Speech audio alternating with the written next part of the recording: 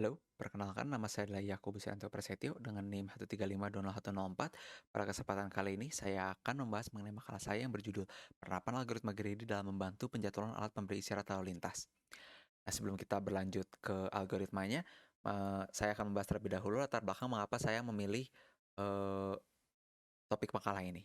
Seperti kita tahu, kendaraan adalah salah satu bukti perkembangan teknologi manusia yang begitu pesat. Sejak ditemukannya pada tahun 1886 oleh Carl Benz, eh, variasi kendaraan sekarang sudah banyak. Kita bisa melihat di jalan perkotaan ada mobil, ada sepeda motor, ada bus, dan ada truk.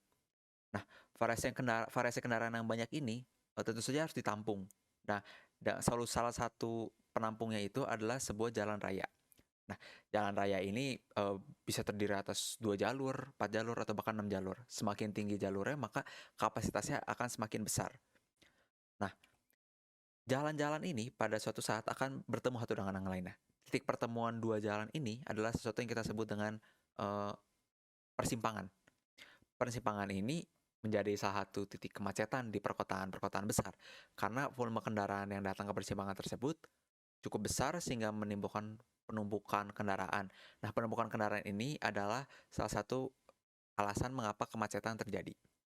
Salah satu solusi untuk menyelesaikan kemacetan ini adalah menggunakan alat pemberi isyarat lalu lintas atau yang bisa disingkat dengan APIL. Nah, sistem APIL ini biasa dipasang di persimpangan-persimpangan untuk mengatur arus lalu lintas sehingga tidak menyebabkan kemacetan. Nah, mari kita lanjut terlebih dahulu ke bagian APIL-nya. Nah, APIL ini bertugas untuk mengatur arus lalu lintas seperti yang tadi sudah disebutkan. Nah, APIL ini memiliki 3 sinyal yang berbeda, terdiri dari 3 warna. Yang pertama adalah warna merah. Warna merah berarti pengendara yang datang ke persimpangan ini harus berhenti dan menunggu. Lalu yang kedua adalah warna kuning. Warna kuning memberitahu pengendara untuk mulai berhenti karena lampu yang selanjutnya akan berubah menjadi warna merah, sehingga harus berhati-hati. Lalu yang terakhir, yang ketiga adalah warna hijau. Warna hijau ini memberitahu pengendara bahwa mereka sudah boleh berjalan dan masuk ke dalam persimpangan. Nah, durasi-durasi lampu atau sinyal dalam sebuah apil itu berbeda-beda satu dengan yang lainnya. Biasanya warna kuning menjadi durasi lampu yang paling sebentar, karena lampu kuning hanya meminta pengendara untuk berhati-hati. Lalu untuk mengatur eee, durasi warna hijau dan warna merah, kita bahas dulu terlebih dahulu yang durasi yang warna merah.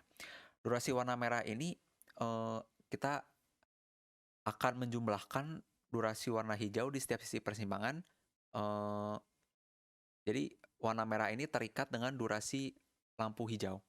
Tapi sebaliknya, untuk durasi warna hijau ini tidak terikat dengan durasi warna merah, sehingga durasi lampu warna hijau ini dibebaskan, dan itu menjadi tantangan tersendiri untuk mencari durasi lampu warna hijau yang efisien untuk persimpangan itu.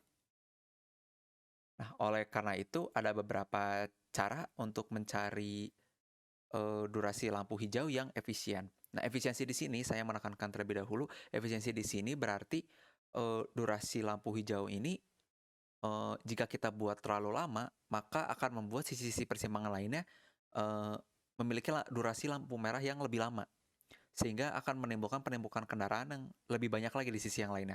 Sedangkan apabila terlalu sebentar, maka lampu hijau ini durasi lampu hijau ini akan membiarkan volume kendaraan yang lewat itu terlalu sedikit jadinya, sehingga tidak akan menyelesaikan permasalahan kemacetan yang terjadi di persimpangan. Nah, oleh karena itu untuk menemukan keseimbangan durasi ini, ada beberapa cara yang dapat kita lakukan. Cara pertama ini ya, kita menghitung rata-rata banyaknya kendaraan yang lewat di persimpangan itu, dan kita, memasukkan durasi itu ke, sistem APIL, dan hasilnya ini konstan. Dalam kata lain, tidak akan pernah berubah, dan apabila ternyata volume kendaraan yang masuk ke persimpangan di masa depan lebih banyak lagi, maka perlu ada, perubahan durasi durasi lampu hijau tersebut. Nah, cara yang kedua ini adalah menggunakan detektor. Detektor ini akan menghitung jumlah kendaraan yang sedang menunggu di salah satu sisi persimpangan, atau bahkan di semua sisi persimpangan akan dihadirkan sebuah detektor, dan detektor ini akan mengirimkan data tersebut ke controller APIL. Nah, di controller ini, eh, APIL akan memberikan prioritas durasi waktu terhadap salah satu sisi yang eh, yang mengalami penumpukan. Jadi apabila salah satu sisi mengalami penumpukan yang lebih baik dibandingkan sisi-sisi lainnya, maka sisi tersebut akan menerima durasi lampu warna hijau yang, lebih lama. Nah, siklus kerja detektor dan controller ini akan berlangsung terus-menerus, dan, tidak memerlukan perubahan oleh manusia karena sistem ini akan beradaptasi terhadap perubahan, terhadap volume kendaraan yang masuk karena mereka menggunakan controller eee, dan bukan hasil perhitungan oleh manusia, sehingga hasilnya itu menjadi dinamis, sehingga mengurangi kebutuhan manusia untuk, merubahnya. Nah, oleh karena itu, salah satu algoritma yang bisa digunakan di bagian controller Apple ini adalah algoritma greedy.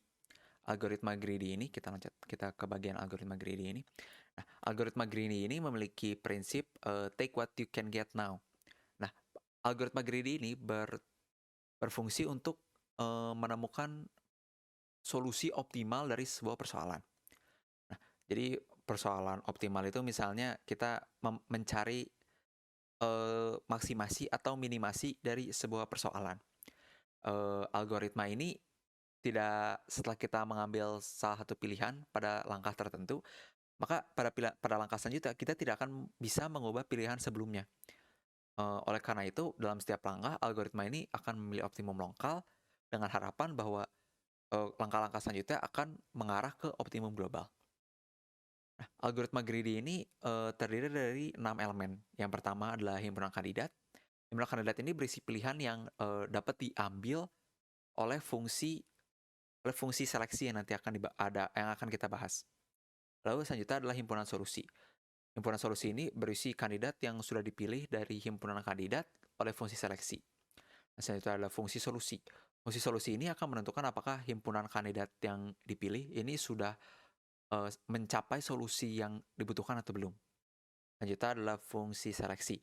Nah, fungsi ini akan memilih kandidat berdasarkan strategi greedy tertentu.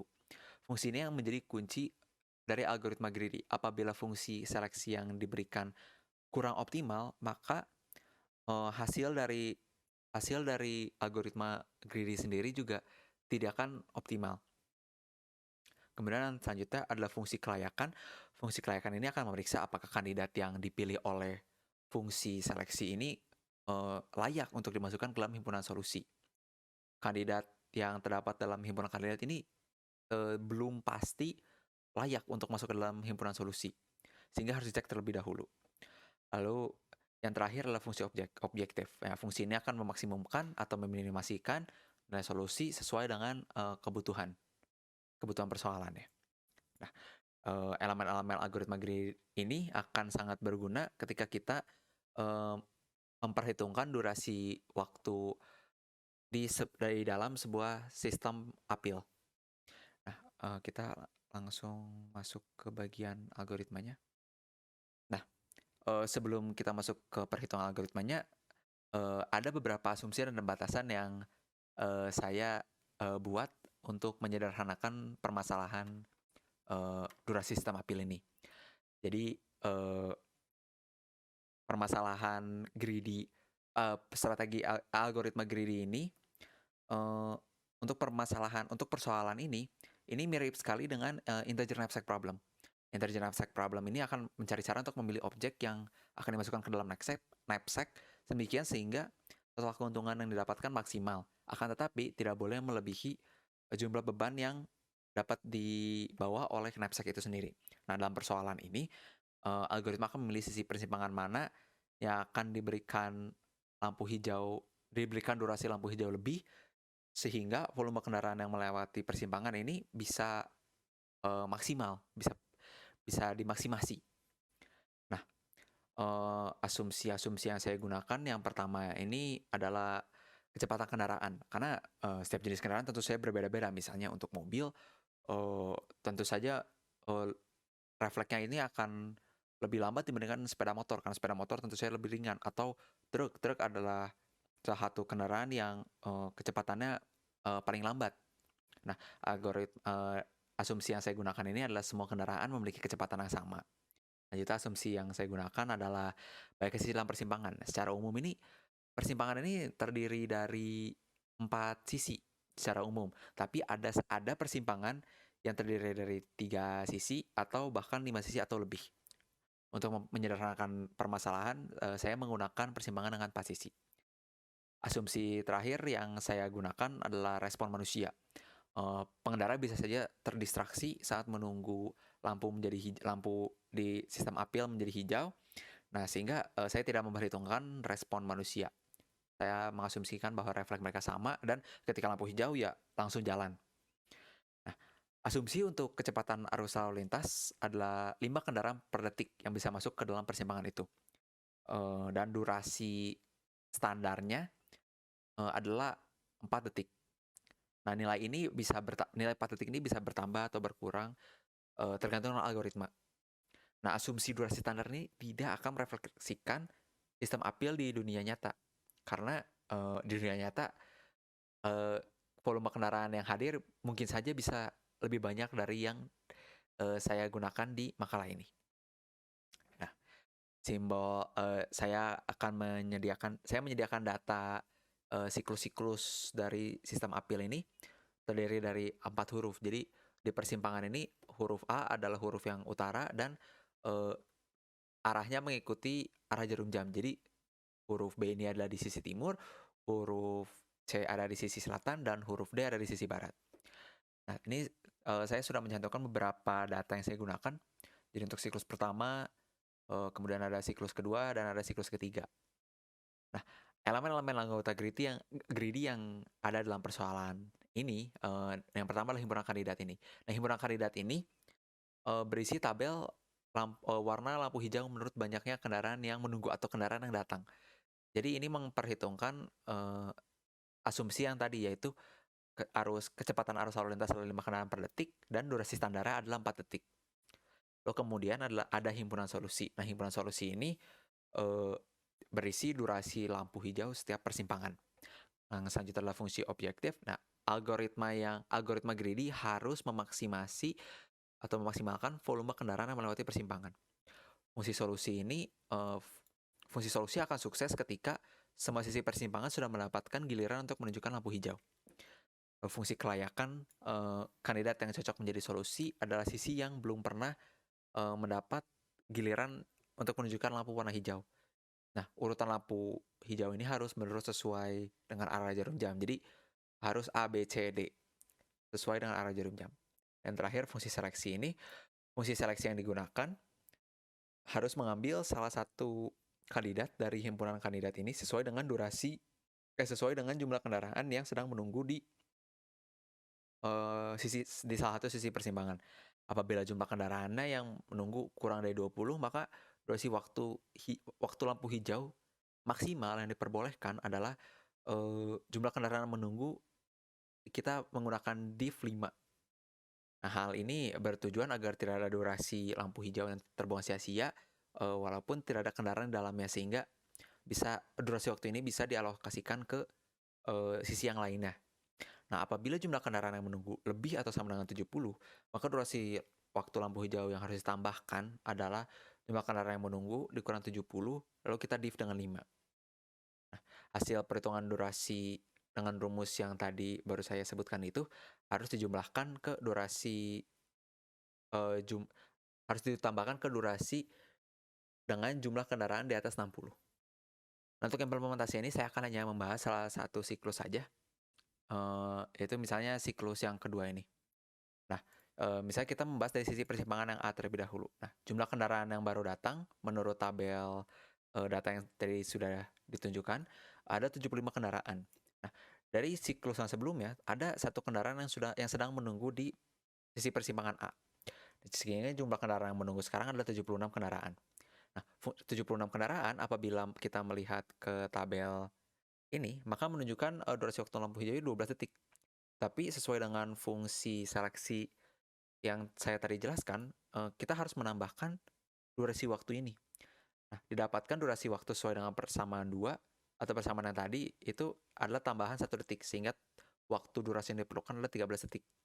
Nah, 13 detik ini, kita kalikan dengan asumsi banyaknya kendaraan yang bisa lewat per detik, dan kita mendapatkan, volume kendaraan yang masuk ke persimpangan adalah 65 kendaraan.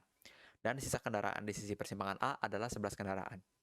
Lalu selanjutnya ada sisi persimpangan B, sama seperti sisi persimpangan A, jumlah kendaraan yang baru datang ini ada 26 kendaraan dan yang sudah menunggu adalah 2 kendaraan, sehingga total ada 28 kendaraan. Nah, fungsi seleksi ini sesuai dengan tabel akan mengambil durasi waktu 4 detik untuk lampu hijaunya dan volume kendaraan yang lewatnya ini akan dikali 5. Jadi, total ada 85 kendaraan yang sudah lewat ke persimpangan tersebut. Dan sisa kendaraan di sisi persimpangan B-nya adalah 8 kendaraan.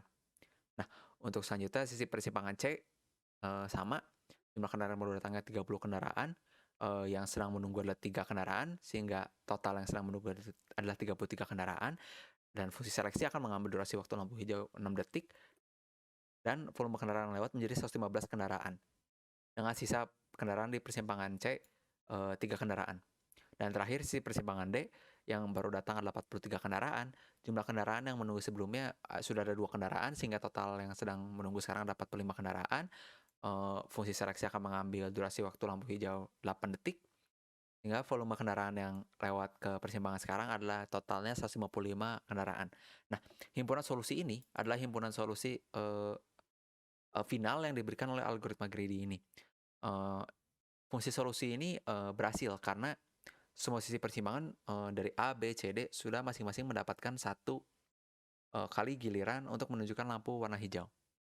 Nah, untuk sisi-sisi sebelumnya atau sisi selanjutnya, eee cara kerjanya sama. Jadi, akan menghitung jumlah kendaraan yang baru datang, lalu yang sudah menunggu dari giliran siklus sebelumnya dan akan dijumlahkan. Lalu fungsi seleksi akan melihat ke, tabel himpunan kandidat, mengambil salah satu durasi waktu, kemudian akan dicek, volume kendaraan yang lewat ke persimpangan tersebut. Apabila himpunan solusinya, eee, belum selesai, maka akan lanjut ke persimpangan selanjutnya. Eee, Hasil implementasi algoritma di atas hanya mencakup 3 siklus sistem apil. Padahal sistem apil ini harus berjalan terus-menerus, dan melakukan, siklus, tanpa perlu intervensi dari, manusia. Hasil perhitungan rata-rata di siklus yang pertama ini menunjukkan 16,5 detik, siklus yang kedua menunjukkan 23,25 detik, dan siklus yang ketiga menunjukkan 27,75 detik. Nah, volume kendaraan yang datang ini, tidak tidak setara dengan, eee, peningkatan, peningkatan, waktu menunggu. Sehingga menunjukkan bahwa algoritma greedy dengan fungsi seleksi yang di atas ini tidak akan selalu menghasilkan solusi yang optimal, sehingga harus ditemukan fungsi seleksi yang optimal untuk mendapatkan hasil yang paling efisien dalam penjadwalan, eee, durasi waktu apil ini. Eee, Sekian penjelasan dari makalah saya ini, terima kasih atas perhatiannya dan sampai jumpa.